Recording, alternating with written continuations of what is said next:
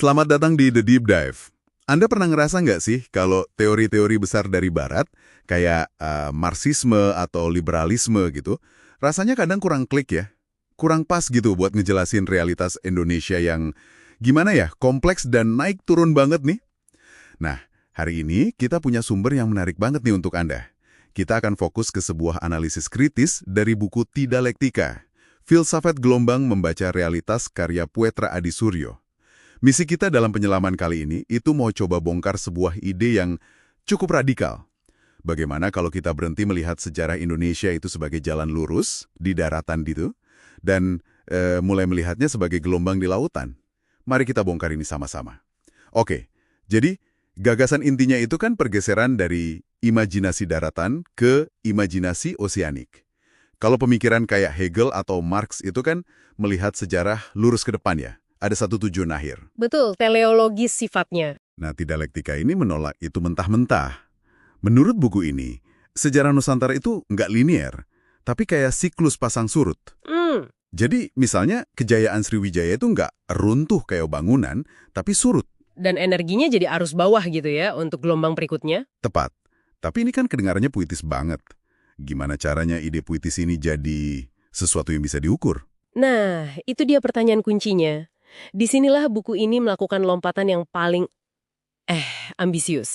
Ia mencoba mengubah ide puitis ini yang sebetulnya dipinjam dari penyair Karibia, Camo Braithwaite, menjadi sebuah metodologi. Sebuah metodologi ya? Iya. Dan untuk itu, dia beralih ke dunia yang mungkin gak kita duga. Fisika. Fisika? Kenapa fisika? Karena kan fisika itu ilmu yang paling ahli dalam mempelajari gelombang, energi, dan resonansi. Jadi terminologinya dipinjam dari sana. Oke, menarik. Meminjam istilah fisika untuk mengukur masyarakat. Jadi, seperti apa alat ukurnya?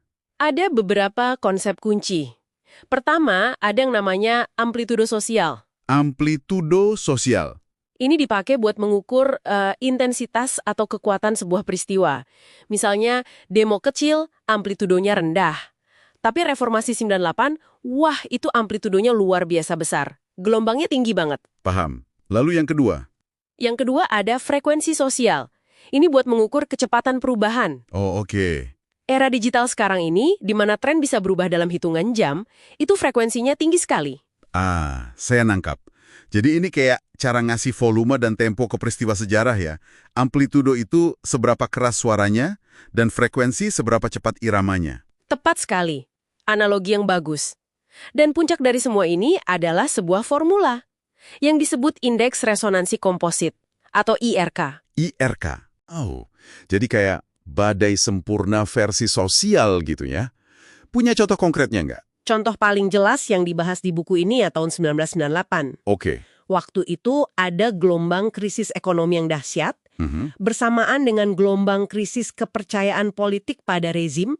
Dan diperkuat lagi sama gelombang media dan gerakan mahasiswa yang masif. Jadi 3 gelombang besar ketemu di waktu yang sama. Betul. Puncaknya bertemu, beresonansi, dan menciptakan apa yang disebut gelombang super. Energinya cukup untuk meruntuhkan rezim yang udah berkuasa puluhan tahun. Jadi, artinya apa ini semua?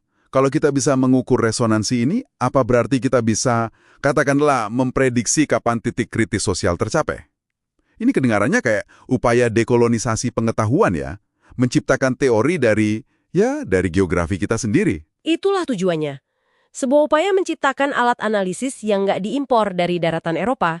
Namun, ya, di sini juga letak kritik utamanya. Oh, ada kritiknya? Ada. Metodologi IRK ini dalam praktiknya terasa seperti kotak hitam. Kotak hitam maksudnya? Buku ini nggak menjelaskan secara transparan gimana variabel kualitatif kayak krisis kepercayaan politik itu diubah jadi angka. Ah, jadi proses kuantifikasinya nggak jelas. Betul, jadi bisa sangat subjektif tergantung siapa yang menganalisis.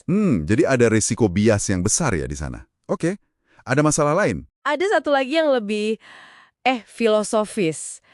Kalau semua gerakan sosial itu cuma hasil dari ritme gelombang yang tak terhindarkan, lalu di mana letak hendak bebas kita? Di mana agensi manusia? Oh. Apa kita ini cuma buih di atas ombak yang nggak bisa menentukan arah, cuma ikut arus saja?